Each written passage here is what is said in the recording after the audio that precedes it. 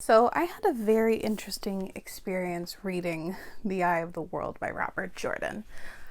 I knew literally nothing going into it, but I've been intending to read this book for so long, literally for years at this point, and I guess I'm going to review it, or at least discuss my feelings on it.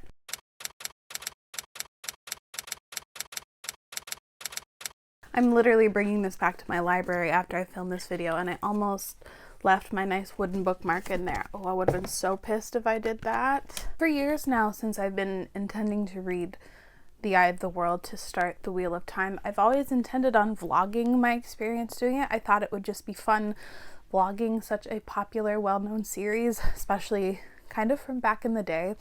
And I did actually vlog, I guess, half the experience, and I just got bored with it, and it wasn't fun because, spoiler alert, I have a lot of complicated emotions about it, and a lot of the vlog was just me whining about how bored I was.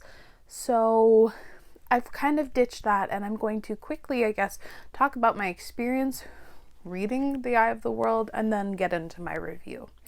I also finished this a few weeks ago and in my wrap up, if you want to see that, that was kind of like my live thoughts after finishing it, because I literally finished it the morning I was getting ready to film my wrap up, and I was a little bitter at the time, so I've given myself some time and space to take it in and to be a little bit more charitable, because at the very end of the book, right when I finished it, I was bitter. For some context for me going into it, I had zero expectations from this series.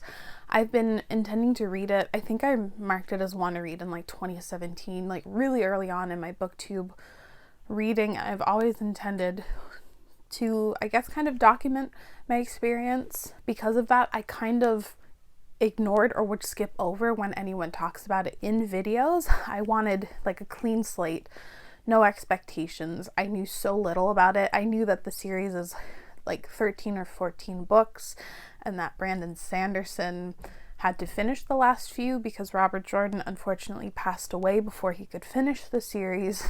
And then I knew an actress I really like, Rosamund Pike of 2005 Pride and Prejudice fame, is playing a character. Like, I knew so little about this series, and I don't honestly know if that was a good thing or a bad thing. I don't know if knowing more about it would have tempered expectations, or at least prepared me for what I was getting into in terms of writing style and storytelling, or if going into this absolutely blind was the best way to go into it. I honestly, in retrospect, don't know, and it's just kind of interesting food for thought for me anyway. Do I have to tell you what The Eye of the World is about?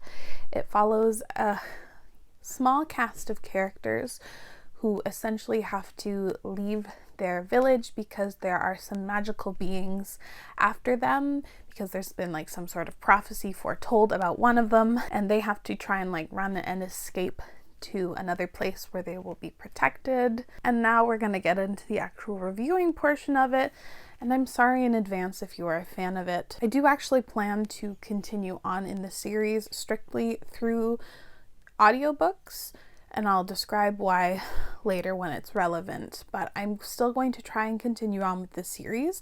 I think I have a little bit more of adjusted expectations and know what I'm getting with a sort of older epic fantasy series.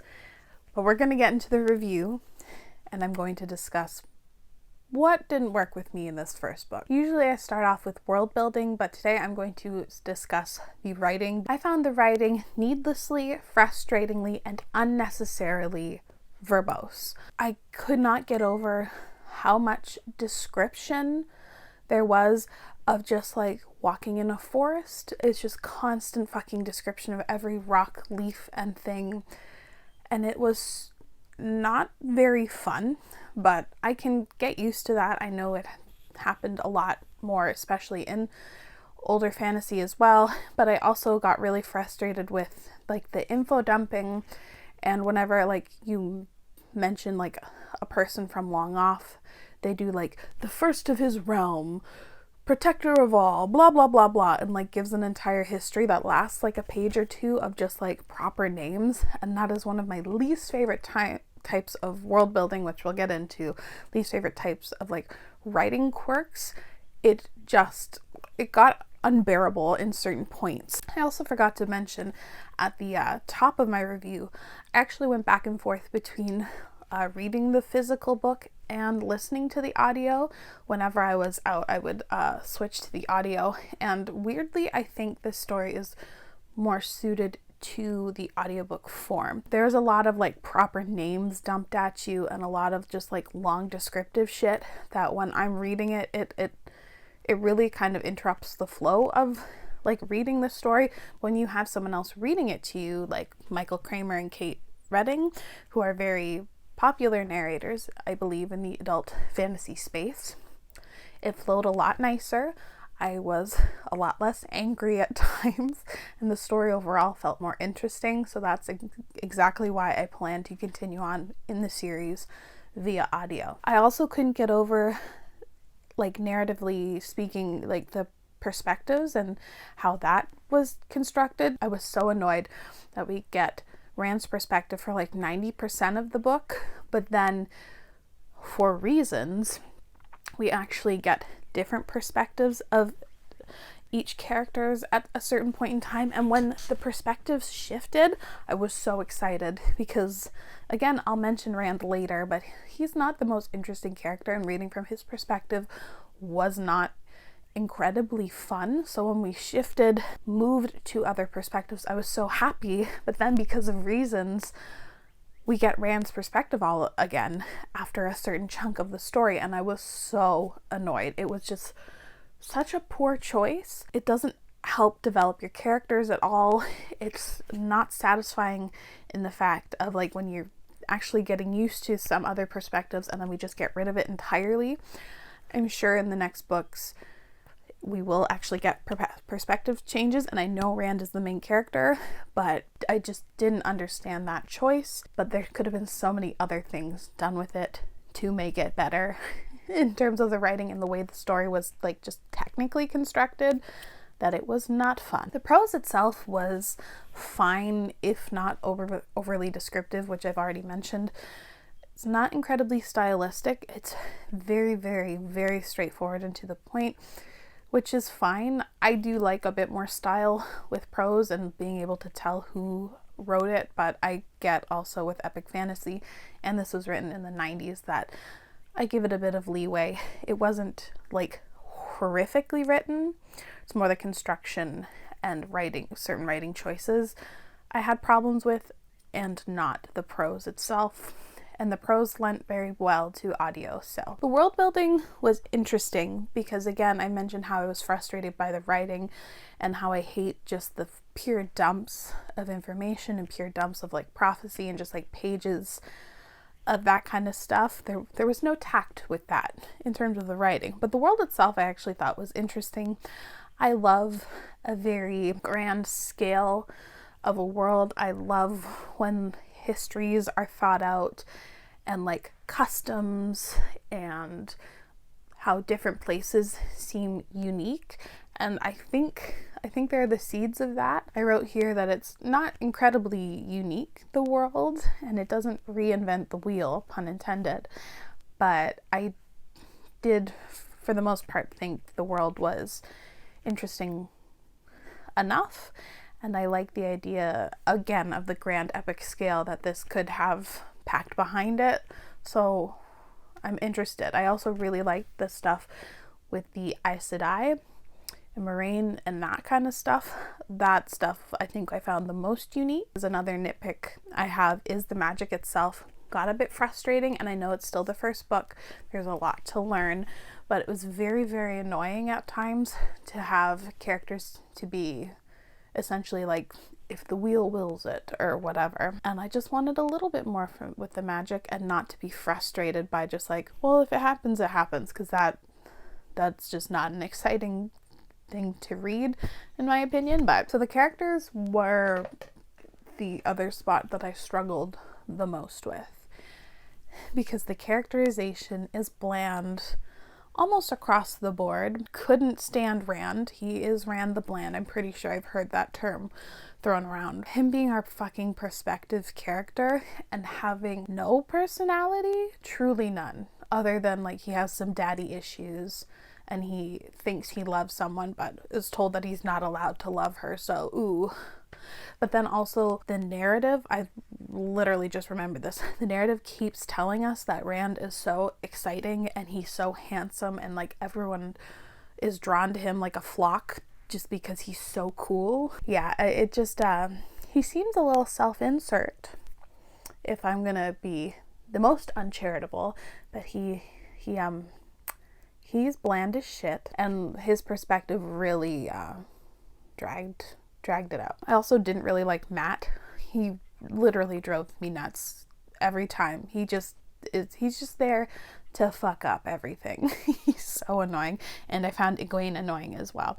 The few characters I did like and was interested in either their future plots or the bit of time we got with them, I was interested by. I liked Perrin, I liked Nynaeve, and I was a little indifferent on Moraine, but I'm interested to learn more about her. She is very removed, but I think that's an actual choice in the story and not because she's bland. I also would like to know where the character development is, please. Where is she? They go through a lot of hardship, and yet they don't really seem very changed. I think you could argue a little bit of Rand afterwards, but that's more because of external events and not internally. And there was not enough character development to make this 700-page book feel worth it. Also, I was not a huge fan of how most female characters were talked about, like in the narrative. I think Robert Jordan tried to do the thing where he wanted to write like female characters, kind of puts them on a pedestal, and the way every single woman is described got really, really annoying. She was so strong and like she didn't need no man, but like Rand still wanted to protect her. And like he did that a lot, and it's like, dude, we get it. You don't have to tell us exactly in the narrative that's what's happening. I'm smart enough to pick that up on my own. Yeah, it was kind of like they're treated like with bubble wrap, or they need an extra layer of protection. The plot itself was okay. It was another somewhat redeeming factor in the story, but it was too long for what actually goes on. This easily could have been a 500-page book, but it was so drawn out and so bogged down by the writing, by describing every single leaf and bush we pass and every single village they enter.